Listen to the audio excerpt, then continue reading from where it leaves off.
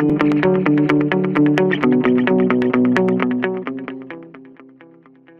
everyone, welcome back to the Analyst by Vajiram and Ravi, dated 14th December 2025. Today again we will be discussing some important topics that has appeared in today's The Hindu and the Indian Express newspapers which are relevant for your examination. In the initial two topics, we have included two mains practice questions which will be useful for your upcoming mains examination.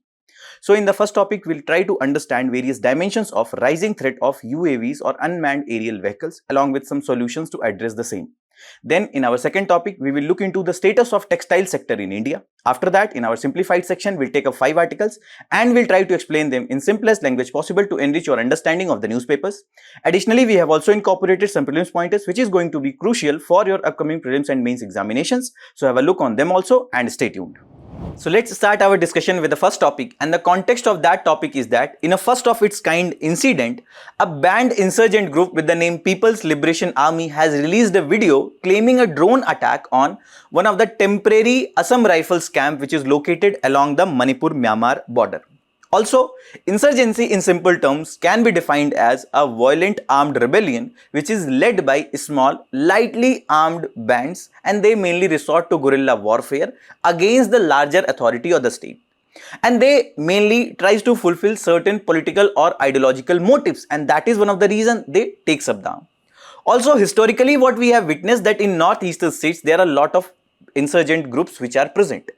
And that is one of the reason Assam Rifles, which is one of the 7 CAPFs or Centrally Armed Police Force, which was raised in 1835. It is one of the oldest paramilitary forces in India.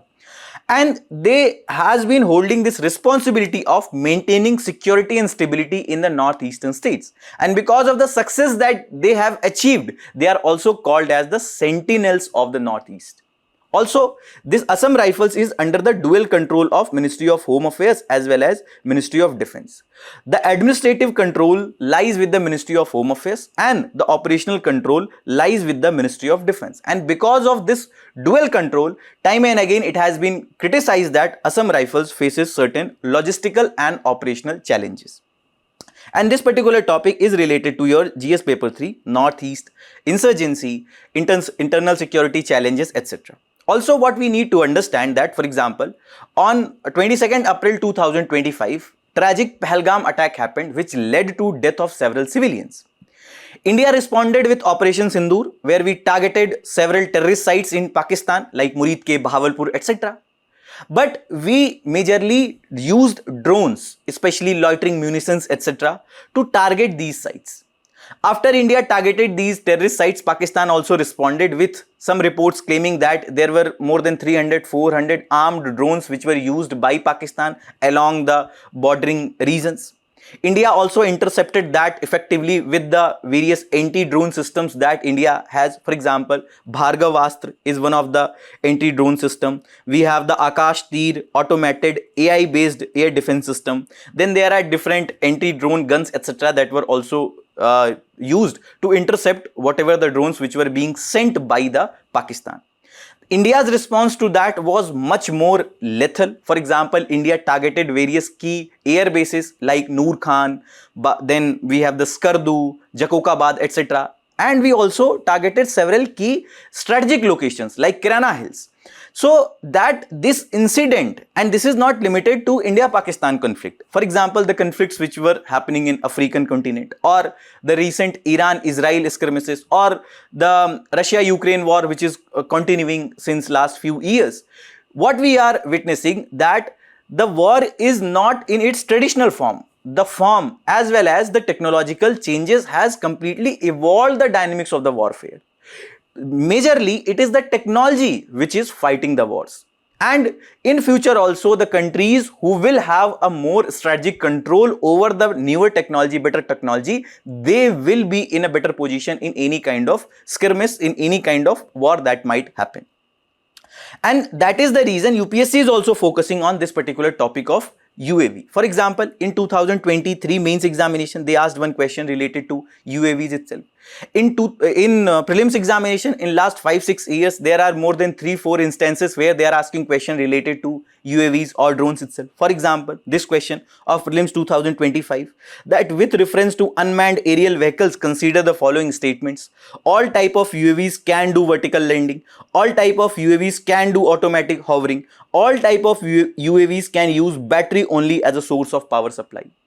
So this type of question again shows the fact that this particular prelims examination is not only the test of your knowledge, but they are largely also testing your common sense, your logic, your presence of mind. For example, there may be any one UAV as an exception who may not do vertical landing. There may be one of exception of UAVs who may not do automatic hovering. There may be one of the UAVs who cannot use battery as only source of power. In that case, all these three statements will become incorrect, and that is the fact that there are various UAVs who cannot do vertical landing, who cannot do automatic hovering, and who uses other power sources except battery. And that was one of the reasons that the correct answer of this question was D, none. There will be multiple questions in your actual examination of prelims where if you will read the question properly, if you will read the option properly, you will be able to solve questions without much difficulty. Also, this April to May was one of the reason where India faced and India realized the gravity of the drones, that to what extent it can be used. But this is not the first incident when we are experiencing its misuse. Time and again in the bordering districts, for example in Punjab, Jammu and Kashmir region, in Gujarat, or in northeastern states, what we are witnessing that drones are highly used for arms dropping, for drugs trade, etc. So these were some of the instances where the Pakistan based drones were being used for various illegal activities. But since we were talking about the insurgency, let's also look into some data related to the insurgency, the trends, what exactly the current trend is with regard to the Ministry of Home Affairs report. But majorly we will be limiting our discussion to the UAVs itself. So as per the data from Ministry of Home Affairs, the violence intensity has decreased. For example, 266 insurgency related incidents happened, and that shows that 76% reduction in insurgency incidents from 2014 to 2022 because of various security related measures which were taken, better intelligence gathering, better communication with the people to give up the arms. Also, Manipur, 203 incidents were there and fatalities were 258, and this was the data of 2024, and this data 76% reduction is from 2014 to 2022. Also, because of this insurgency, there were around 60,000 people who displaced from their primitive locations. Also, if you talk about the Assam peace trend, because there were various insurgent groups who were based in Assam itself. So, in 2014, there were 246 incidents, and that declined to 6 incidents only in 2024. Also, because of the sustained counter-insurgency operations by the security forces like Assam Rifles, CRPF, etc., we were able to address this menace effectively. Also, the development-led stabilization. For example, when the development comes, that bring prosperity with the people. People get employment, people get jobs, their health and educational indicators also improves. Poverty takes a backseat, because of which also people generally gives up the arm. Also, the insurgent surrenders post 2014, there were more than 8,000 cadres who surrendered because of the rehabilitation policy of the government. The peace accords which were signed by the different states and which were brokered by the central government, Ministry of Home Affairs specifically. So that also helped in mainly stabilizing the situation. Also, the Armed Forces Special Powers Act, which was also rationalized, which gives a greater power to the security forces with the help of which they may have the operational flexibility. So it was fully withdrawn from Tripura, it was also fully withdrawn from Meghalaya, and there were partial withdrawal that was witnessed from Assam, Nagaland, etc. And they are now limited to few districts only, because of which again people are now having a better feeling with regard to the security forces and the state state, and that has also led to better security environment, and governance normalization is also getting witnessed. Also, this data from Ministry of Home Affairs says that there is 97% reduction in civilian casualties and 90% reduction in security forces related casualties, because when there is better armed security forces with the better technology, better intelligence, the chances of fatalities reduces. Now, what exactly are the advantages of the drones for the military operations? Majorly because it is cost efficient. For example, let's suppose the countries who might have to use their jets, who might have to use their traditional infantry, tanks, etc., that is costly, but the same work or the same mandate can be also fulfilled by the drones, and the acquisition cost of that drone is much less as compared to tanks and jets, etc. Also, the fueling cost, maintenance and logistics cost of that drone is much less as compared to the other superior technologies like jets, etc. For example, a MQ-9 Reaper drone, which is mainly made by the United States of America based company, the cost is around $32 million versus a F-35 jet which cost around $80 million. So that shows that this MQ-9B Predator drone, which can be highly used for attacking certain enemy positions, even if that will be lost, the cost will be much less as compared to the other technologies like jet, etc., that we may have to use. Along with that, the human risk also reduces. For example, whenever jets will be used, there is always a risk that if any of the missile will stuck that particular jet, so there may be loss of life of a pilot that we might have to witness, we might have to face. For example, that during the attack that India did after Pulwama attack in 2019, there was one of the missile which stuck one of our aircrafts, and because of which our pilot was in the custody of the Pakistan, and subsequently that was also released by the Pakistan and he went back to the normal life. So this human risk will also be reduced if we will be majorly using drones, because that is an automated technology. There is no need for specifically for the human involvement at the point of attack. Also, that US-Iran skirmishes that happened in 2019, the drone shoot downs happened, no retaliations were witnessed. Also, persistent ISR, that it can help us in maintaining that persistent surveillance over the region, for example, for border management, etc. Because there are certain terrain where it might be very difficult for us to man that border, to man that terrain effectively because of the difficult geography that may be at that particular area. In that case, these drones can be very effective. For example, AI enabled autonomous target identification can happen, that they can give some signals to the security forces who are in the command centers that there is a case of trespassing that is happening near the borders. Also, the operational flexibility that it provides, for example, it can help us in reconnaissance, surveillance, precision strikes. So, I mean, for example, there was a case that, let's suppose there is a air defense system. Okay, like let's suppose there is an air defense system which is located at this point X, right? So, one of the ways by which we can get an idea of this air defense system, where exactly that is located, is that we can send some of the drones, and when this air defense system will release some of the missiles to intercept these drones which were sent, we will get an idea about the batteries of the air defense system, where exactly they are located. And now we can launch a missile to target this air defense system and to completely destroy that.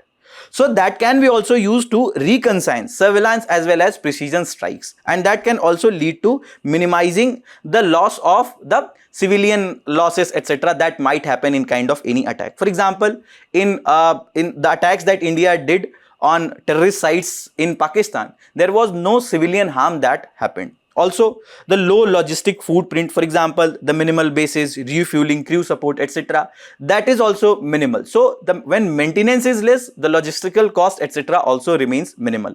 Then, if we see the major threats which are associated with the UAV use, that how exactly it is going to pose a challenge for the security forces, for the government. For example, it is highly used for drugs trafficking, and there are various cases that we witnessed that in Punjab, Jammu and Kashmir border, time and again drones are intercepted.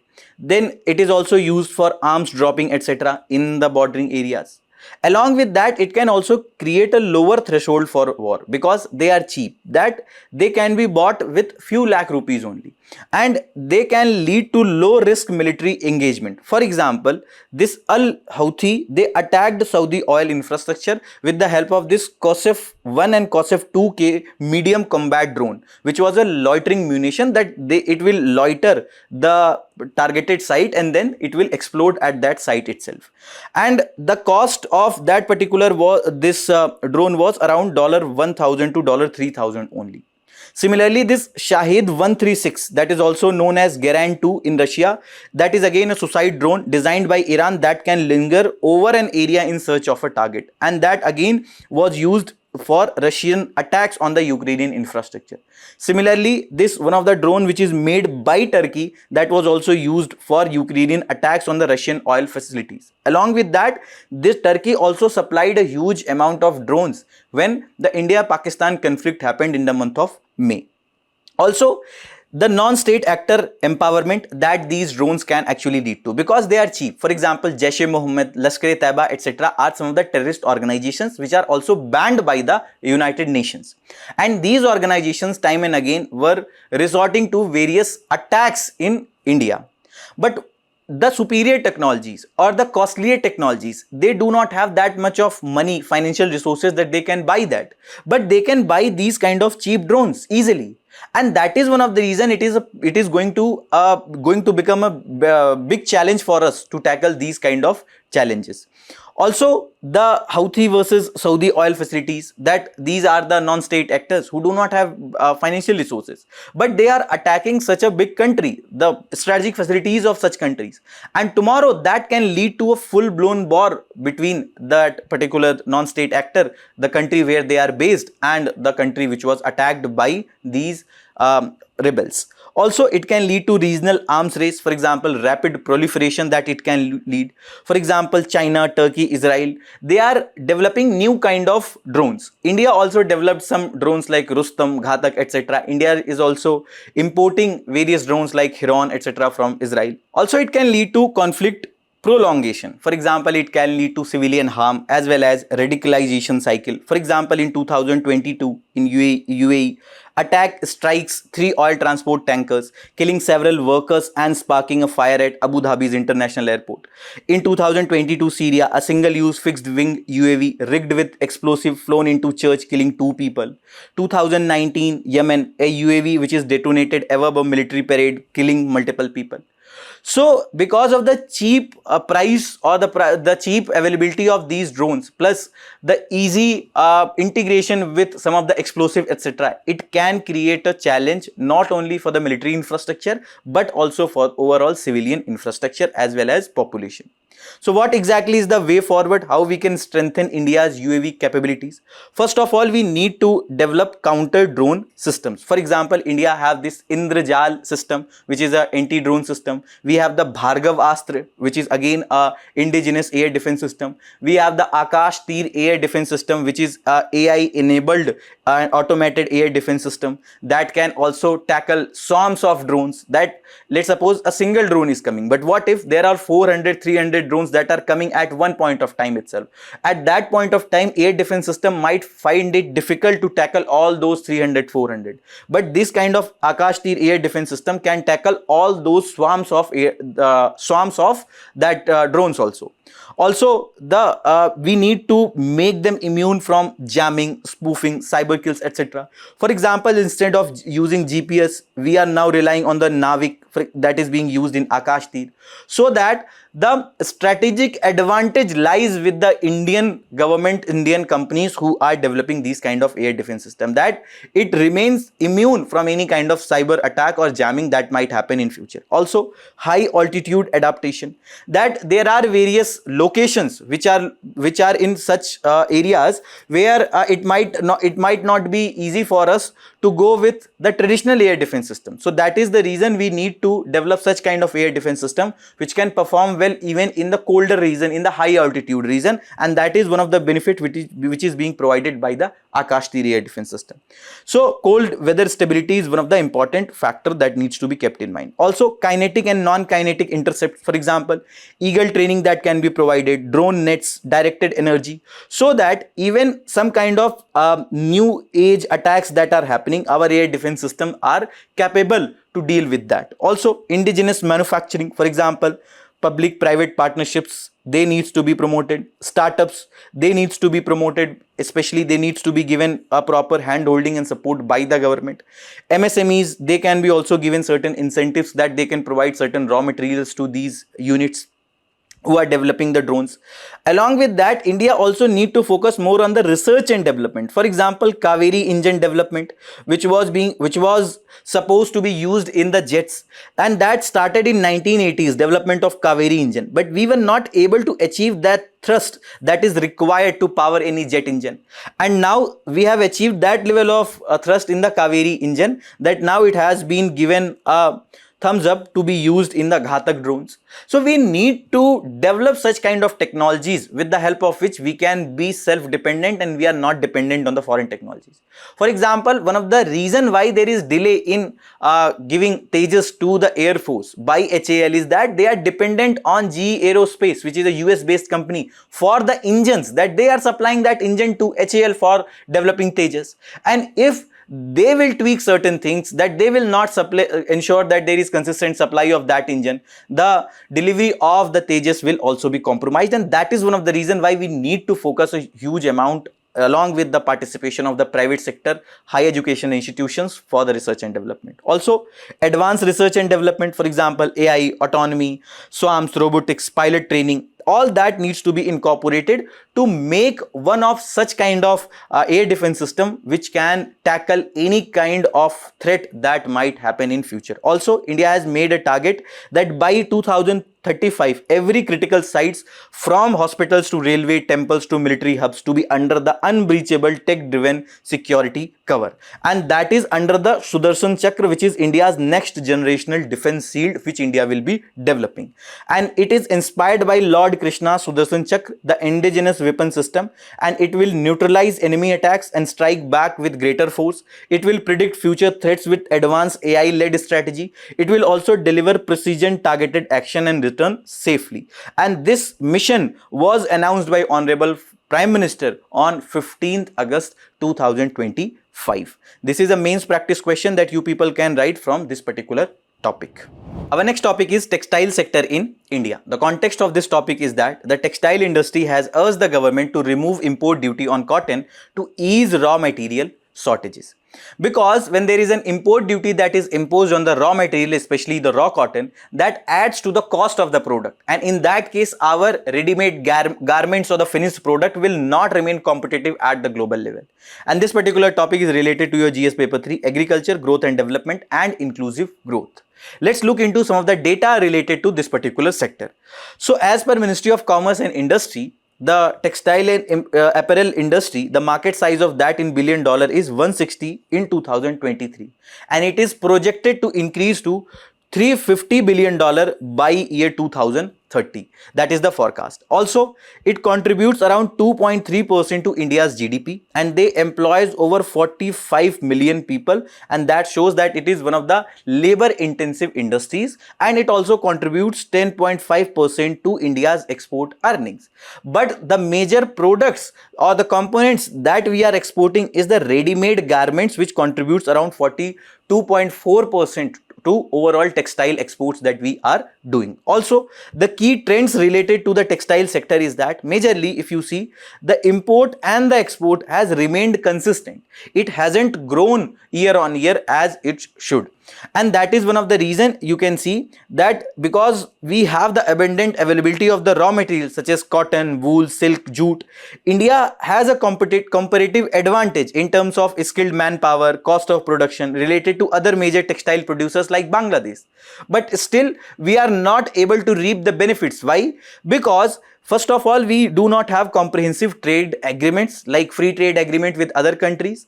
For example, recently the tariffs were imposed by US on the Indian products, and that was one of the reason Indian companies like Gokul Das, Pearl Global, whose one of the bigger market where they were actually exporting was the United States, and they were impacted.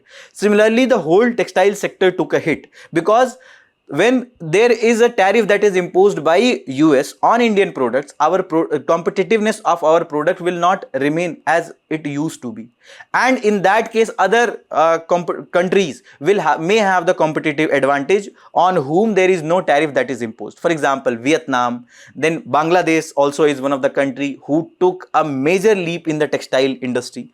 So because India do not have a proper free trade agreement with major textile consuming regions like US, that is one of the reason we were not able to take a proper benefit and we were not able to see that growth. Also, the competitors like Vietnam, China, they benefit from the preferential market access. For example, the tariff and non-tariff barriers which countries are subjected to. If there is a better trade agreement, the compliance or the tariff and non-tariff barriers will reduce, and that will improve the competitiveness of those products in the market.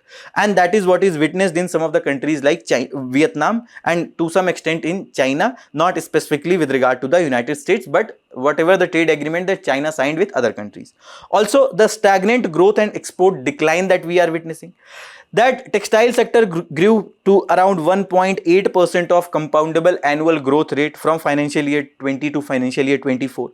Also, the apparel sector contraction that was witnessed in to around 8.2%. And then apparel export fell from $15.5 billion in financial year 20 to $14.5 billion in financial year 24. And because of the impact of the US tariffs, the data for financial year 25 might further give an abysmal picture. Why? Because US was one of the prime markets for Indian products, and when there was tariffs imposed, obviously competitiveness of our products reduced. Also, the high raw material cost, that for example quality control orders that restrict the synthetic fiber imports. These are the mandatory regulations that makes it mandatory for a particular product to meet specific standards of Bureau of Indian Standards before it can be imported in India. And if they are not following those orders, if they are not adhering to those quality, they will not be permitted to import. Why? Because India wants to support Indian industries whose products are good. Along with that, this also helps in addressing the import of the substandard product. Also, the polyester fiber, 33 to 36%, they are costlier than China, and because of which the ready-made garments also become costlier, and that makes our products less competitive to the global peers. Then also the viscose fiber, which is 14 to 16% more expensive as compared to global peers like China. In simple terms, this viscose is a type of semi-synthetic textile fiber that is made from natural cellulose, which is usually derived from wood pulp, and it is widely used in textile and apparel industry, especially for clothing, home textile yarns and fabrics.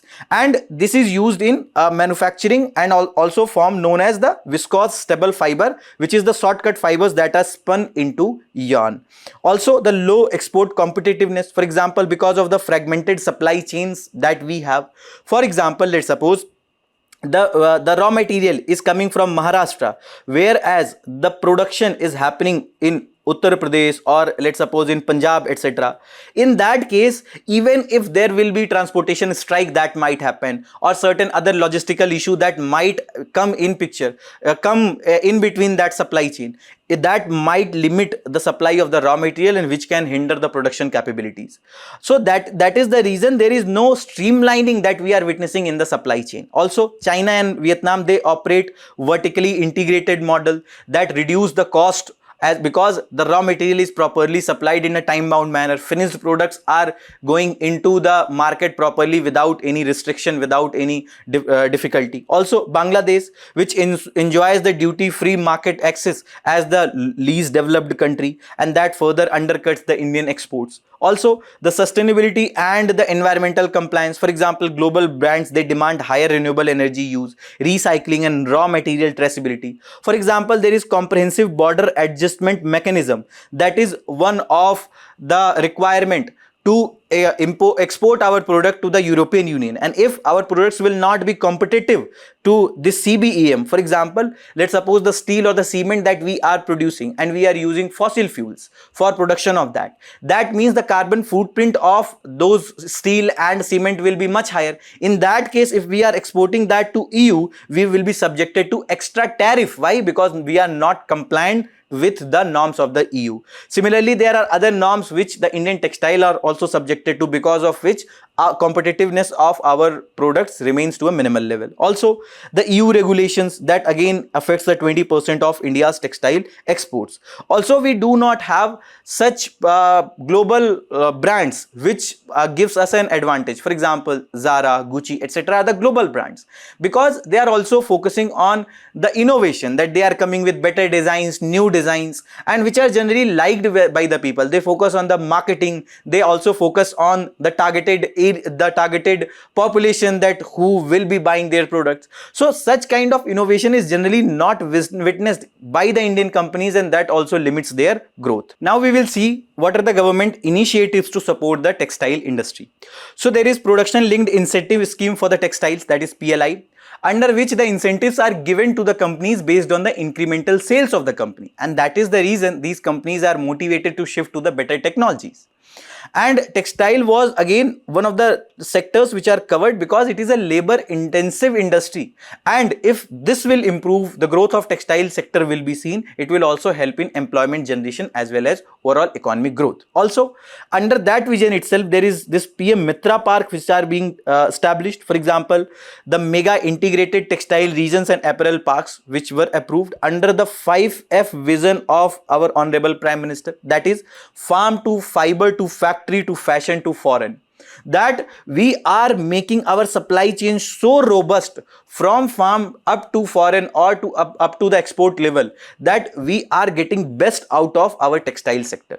And that is the reason these textile parks will be having world class plug and play infrastructure, that you will have to just come with the raw materials and certain other formalities that you need to fulfill, and you can start your production process. There can be certain common infrastructure which can be also used by the industries, and that can also reduce the capital cost. Also, the hub for the training, research and innovation will be there, so that the companies can come with the better products which can make them more competitive at the global level. Also, it will provide boost to exports by strengthening competitiveness of the sector, and it will also help achieve economy of scale, attract FDI, as well as global manufacturing can also be done in a better manner in India itself. Also, these are some of the PM Mitra parks which were established. One is in Madhya Pradesh, Dhar. Second one is Gujarat, Navsari, Karnataka, Kalburgi, Tamil Nadu, Viruddhanagar, Telangana, Warangal, Maharashtra, Amravati, and one is in Lucknow, Uttar Pradesh. Now, what exactly we need to done to improve the situation of the textile sector? First, the labor and the infrastructure. We need to provide proper skilling to the laborers, because generally still there are certain components where the manual labor is being used. So we need to provide them better technologies, and we also need to provide them better infrastructure. For example, consistent supply of electricity, then those infrastructure with the help of which automation etc. can happen, and that can also help in reducing the cost of the production, which can make those products more competitive. For example, the PM Mitra can be expanded to further other regions where the cheap labor is available. And worker housing model, which is generally seen in the China, where people are residing in the location where they are working, that helps in expanding the working hours and productivity also increases. But here there are proper mandate for the social security. Also, the supply chain integration. We need to integrate vertically the complete supply chain, starting from raw material up to the exports that we are happening, because whenever the logistics cost is high, whenever there is fragmented supply chain is there, that adds to the cost of the product.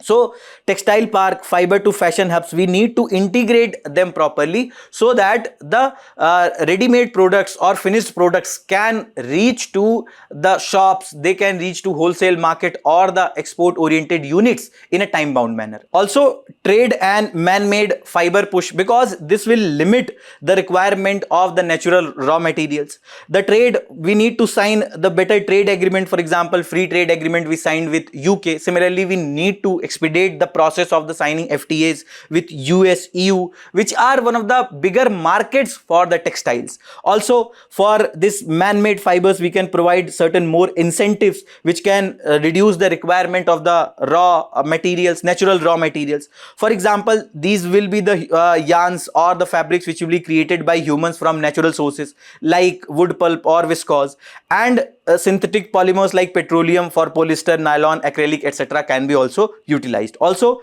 we need to focus on the green manufacturing for the MSMEs, that these MSMEs do have that knowledge, they have that awareness, that they are able to understand that they need to shift to the cleaner technologies, because that will make their product more competitive at the global level. Focus should be also on textile recycling. The waste or the used product needs to be recycled, with the help of which we can further produce better yarns, new yarns, as well as ready-made products. Also, focus should be on circular economy, because focus should be on fast fashion waste management, as well as that can also help us in achieving that 5F of Honorable Prime Minister, that is farm to foreign, along with the factory fashion, whatever the 5F we have discussed. So with the circular economy, where we are promoting reduce, reuse, recycle, the emissions will also be reduced, the cost of the products will also be reducing. Along with that, the capital requirement, etc., that company generally has to expend, that will also reduce if we are focusing on the circular economy. This is a mains practice question that you people can write from this topic. Moving towards our simplified section, the topic is how mangrove cells help plants survive in salt water. This is related to your GS paper 3, conservation, environmental pollution, and this has appeared in today's The Hindu, page number 12. So what exactly is a mangrove? These are the coastal ecosystems that are found mainly in tropical and subtropical waters. They grow in saline, brackish and tidal waters, and they have the special adaptation capabilities to tolerate high salt content, which is generally not witnessed with other plants. And they are composed of trees and shrubs adapted to live in this saline soils which are flooded by the seawater. And they have the aerial roots, which are also called as sometimes stilt roots, and they enable them to survive in challenging conditions also. And they are vital for environment, as they act as the natural barriers against the cyclones, storms, tides, etc. that can come.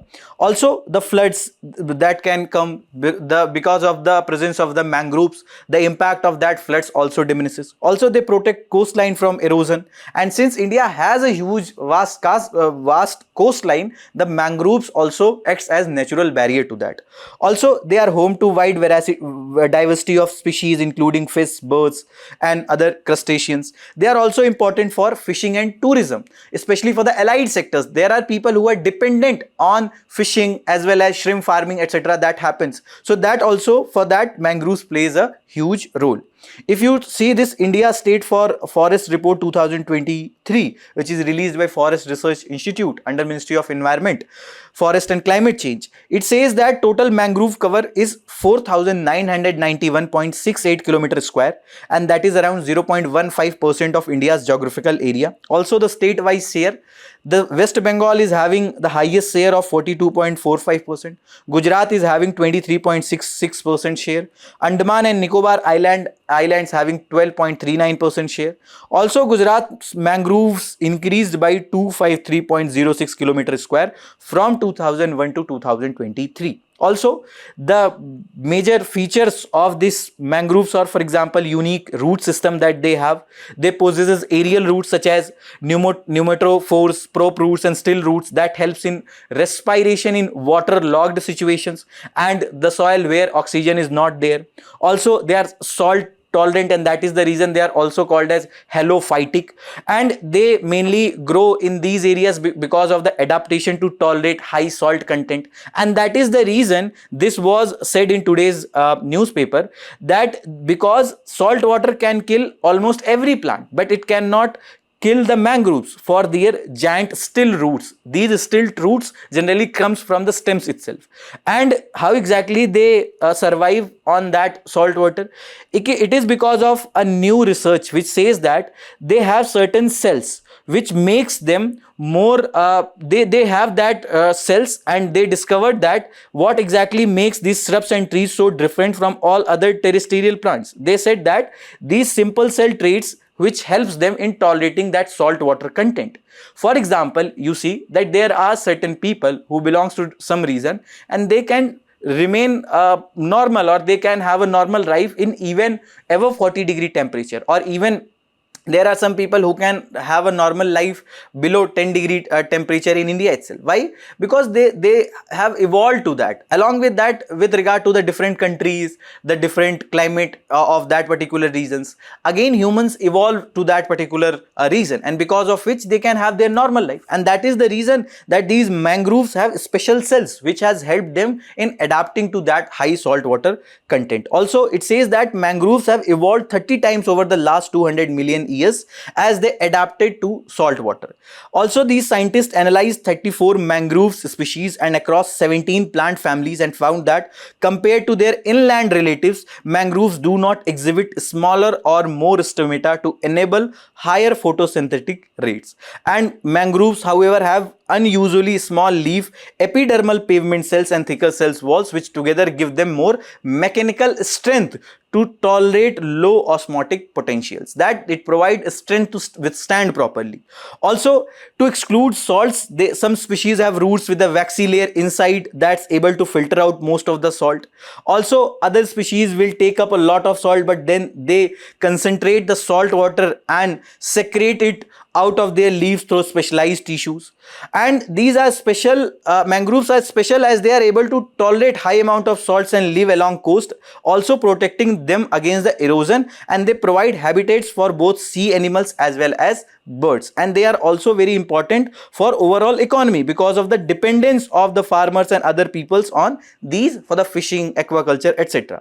Also, if we will be focusing on particular economic importance, they would also be threatened by increasing salinity, because climate change is increasing. The salinity of CO2 levels in the seawater is also increasing, because of which salinity is increasing, and there may be a case that the salt water presence exceeds that level that these mangroves can actually adopt, and they can actually have a that can breach the tolerance level of those mangroves. So because of that, increasing climate change and increased presence of CO2 in the salt water. Also, they are viviparous, that means seeds germinate on the parent tree and they disperse wide via the tides. That seeds will be germinating while still attached to the parent plant itself, and they forms the propagules, which enhances the survival in the tidal environment. Also, the tidal influence and zonations, that they are found in intertidal zones mainly, and they shows the distinct zonation patterns based on the salinity, tidal range and soil types. And they also helps in carbon sequestration, that they are very significant for the blue carbon ecosystems. They store large amount of carbon in biomass and sediments, and that is the reason they are very important for our overall ecosystem also. Next topic is thalassemia patients hail new transfusion bill. This is related to your GS paper 2 health, and this has appeared in today's The Hindu page number 14. So the thalassemia patients have welcomed the introduction of National Blood Transfusion Bill 2025 in Parliament on Friday, and the proposed legislation seeks to create a dedicated National Blood Transfusion Authority that will set uniform national standards for collection, testing, processing, storage, distribution, and issuance and transfusion of blood and blood related components. What are the components of blood? For example, plasma, RBC, WBC, platelets. These are the components of bloods. Also, it will mandate registration of all blood centers. It will promote voluntary blood donation and introduce strict penalties for unsafe or non-compliant practices with regard to the distribution of these components. Also, these provisions will directly address long-standing concerns which are faced by patients and caregivers and clinicians due to fragmented regulation and inconsistent qualities. And also, it will help in safer, more accountable and more efficient blood ecosystem with regard to the transportation and distribution of these systems. And it will also provide a scientific based framework to streamline the standard and improve the patient outcomes, that they will be able to get better treatment. So this thalassemia is actually a genetic blood disorder in which the blood makes an abnormal form of hemoglobin. The hemoglobin, what exactly its role? It is a protein in the red blood cell that helps in carrying the oxygen to the different parts of the body. Now this disorder that happens in the hemoglobin protein in the body, that because of which the body is not producing enough hemoglobin and red blood cell, that makes them dependent on the lifelong blood transfusion, because transfer of oxygen is very important for the survival of human. And the severity of the disorder may range from mild to severe depending on the number of genes which are affected by the thalassemia. Also, if the causes, if you are missing 2 genes, you have alpha thalassemia trait, also called as the alpha thalassemia minor. You may have the mild anemia, and if you are missing 3 genes, you likely have the hemoglobin H disease, which a blood test can detect, and this form of thalassemia can cause moderate to severe form of anemia. The symptoms of thalassemia, for example, bone deformities, especially in the face, dark urine, delayed growth and development, excessive tiredness and fatigue, yellow or pale skin, iron overload and need for iron chelation. Also, what are the precautions to keep during treatment? Maintain the normal hemoglobin levels, have a proper diet. Whenever the need for transfusion is there, do ensure that. Ensures white blood cells are filtered out using the filters. Be sure that blood does not have the blood-borne infections. Regular doctor visits and monitoring. Also, get tested to know if there is a carrier of thalassemia. Also, get antenatal tests to know if the fetus has thalassemia major. For example, if unaffected carrier father is there, unaffected carrier mother is there, 1 in 4 chance is there that the child will be unaffected. 2 in 4 chances is there either the child can be affected, and 1 in 4 chances is that the child will be affected. 2 in 4 chances is that the child may be unaffected carrier, but 1 in 4 chances that child might be the carrier of those genes. Next topic is Assam's Demow model focus on ICMR project for zero snake bites death. So here it is related to your GS paper 2 health, and this has appeared in today's The Hindu page number 11. So this Demow model from Eastern Assam Sivsagar has been chosen as one of the successful systems for snake bite prevention and management that will be scientifically studied, and then it will be potentially scaled up across the country after the approval of ICMR, and that project will be sanctioned by ICMR. And ICMR sanctioned the 4-year research project worth around 13.5 crore to tackle the devastating public health challenge of snake bite venoming in India. Also, this project, called as the Zero Snake Bite Death Initiative, Community Empowerment and Engagement for Mitigation of Snake Bite and Venoming, aims to develop a unified and replicable national model for snake bite prevention. Why? Because if you see this data from 2020 itself, every year roughly around 58,000 people are bitten by snakes in India, and 70% of bites are from venomous snakes, 5% of which are deadly bites, and 30% are from non-venomous. Chance of an Indian dying from snake bite is around 1 in 250. Major risk areas are Rajasthan, Uttar Pradesh, Bihar, some parts of Maharashtra, Odisha, etc. Also, this project will analyze and integrate proven regional strategies in this Demow model of this Assam, which is focusing on robust community engagement, creating awareness, giving an idea about the first aid that can be taken, also why it is important for timely intervention of a medical professional after the snake bite. So it will focus on robust community engagement, referral networks, and involves community awareness, volunteers, and participation to reduce the snake bite related death. Also, research will be conducted under the banner of SERP, that is Snake Bite Awareness, Response, Prevention and Action. This integrated approach seeks to bridge the gap between affected communities and formal health system, ensuring the victim receives the treatment within the critical golden hour. Why? Because after the snake bite, if there will be delay in getting the proper treatment, chances are that will not be able to save the patient. That is the reason it is important to get a proper treatment during that critical golden hour. Also, this ICMR, that is Indian Council of Medical Research, it is the apex national body for biomedical research in India. It was established first in 1991 as IRFA, and it was renamed to ICMR in 1949. It comes under Ministry of Health and Family Welfare. Headquarters of this ICMR is in New Delhi. It has helped in giving awareness and also giving an idea about various do's and don'ts during COVID-19 pandemic. Various mandate and functions which are given to ICMR is that they formulates and coordinates biomedical and health research. They advises the government on disease control, public health policy and clinical guidelines. For example, they were giving various guidelines during COVID-19. For example, whenever any case of flu or the flu-like conditions happen, they also gives guideline for that. For vaccines, etc., timely they releases various guidelines. Also, they conducts research through a network of 25 national institutes and field units, because of which they can prevent any kind of future spread of any disease. They also sets ethical guidelines for biomedical and health research, that how exactly we can use the people for these research or the animals, etc. Those guidelines are also set by ICMR. Next topic is Ratle project in Jammu and Kashmir, Kishtwar district. This is related to your GS paper 3 infrastructure, and this has appeared in today's Indian Express page number 8. So there are some allegations that because of interference of one of the MLAs, that the company was forced to pull out from the Ratle hydropower project in Jammu and Kashmir, Kishtwar district. Okay, so this Ratle power project is one of the run of river scheme project, hydropower project, which will be built on the river Chenab. It is located in Kishtwar district of Jammu and Kashmir. The installed capacity of this will be 850 megawatt. The Chenab river, the source region for this is Upper Himalayas, Lahore and Spiti districts of Himachal Pradesh. It is being formed because of the confluence of Chandra and Bhaga rivers at Tandi, which is 8 kilometers southwest of Kelong. The Bhaga origins from Surtal Lake west of Baralachla Pass. Chandra origins from glaciers which are east from Baralachla Pass near Chandratal. The flow path is that it flows from Jammu regions of Jammu and Kashmir, then Punjab of Pakistan, and then finally to the Indus River. Other hydropower projects in Chenab basins, for example, Kiru hydroelectric project is there, where installed capacity is 624 megawatt. Again, it is being built on Chenab river. Location is Kishtwar region.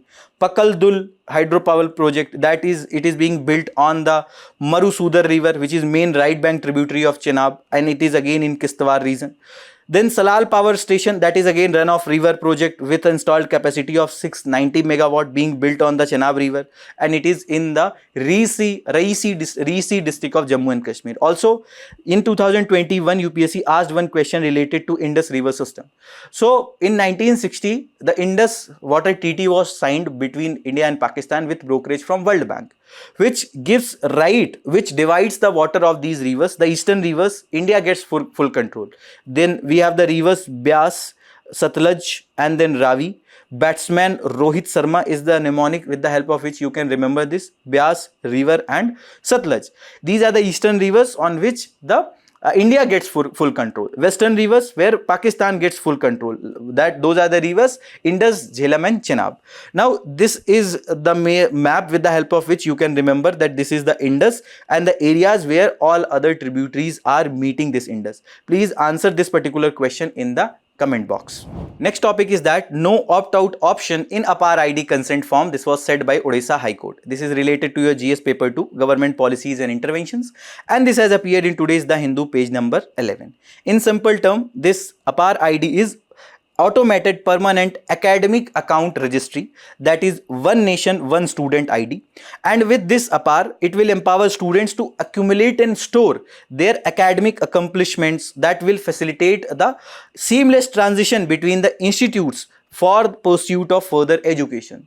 So with the APAAR ID itself, the institution will be able to get an idea about the capabilities, about the success of this particular child. Also, it will simplify the process of credit recognition and transfer rights from the school level, thereby streamlining the academic progression and recognition of prior learning of that child. Also, with this, there will be access to a digital repository of all academic documents, seamless sharing of records for admission of employment, also enhanced security and permanence of academic achievements. But Odisha High Court has ruled that the consent forms for the education ministries this APAAR ID scheme that will issue the unique identity which will be linked to the Aadhaar do not provide options to the parents with an option to opt out of giving consent. And bench said that it directed the government to amend the consent form so that such an option is made available to the parents, that if they want to opt out of that particular consent they can do that. Also, they were hearing a petition that was filed by elementary school student who said that consent form distributed by the school under the APAAR ID scheme did not provide an option to decline sharing Aadhaar detail at the outset. So it is mandatory as of now to provide Aadhaar detail, and if they do not want to provide, there is no mechanism that is available that they can opt out of that, and that is something which has been observed by Odisha High Court. Also, the petitioner noted that clause in the consent form mentioned that consent would be withdrawn at any time. However, they argued that clause by its structure required consent to be first given and only then withdrawn. So if someone do not want to share at the first instance itself, there should be an option that should be given. For example, when you generally fill certain forms, for example government exam forms, etc., there are consents that are taken from you, that whether you want to share your Aadhaar details, etc., with the help of which the biometrics, etc., that will be done. Also, this APAAR ID scheme was entirely voluntary. The court observed that the consent forms had not been worded strictly in consonance with the avowed objective of making the scheme voluntary, and because it is mandatory to give the consent, to some extent it's showing that it is mandatory provision. And also in December 12 order, High Court said that withdrawal of consent as per the last paragraph of consent form cannot be treated as giving an effective right to parent to protect his privacy, because by such time the consent would already have been given and data is already shared, because there will be a time by which they can withdraw. Also, the bench noted that petitioners had shared a model consent form incorporating an option for parents to refuse consent at the beginning, and said that state authorities should consider this sample while amending the consent forms. Why? Because in case Puttaswamy's judgment, it was said that the right to privacy is an inherent part of Article 21 provided under Part 3 of the Constitution, which provides fundamental right to have a dignified life with liberty. That is all from today's Analyst. Thank you very much. All the very best. Keep studying.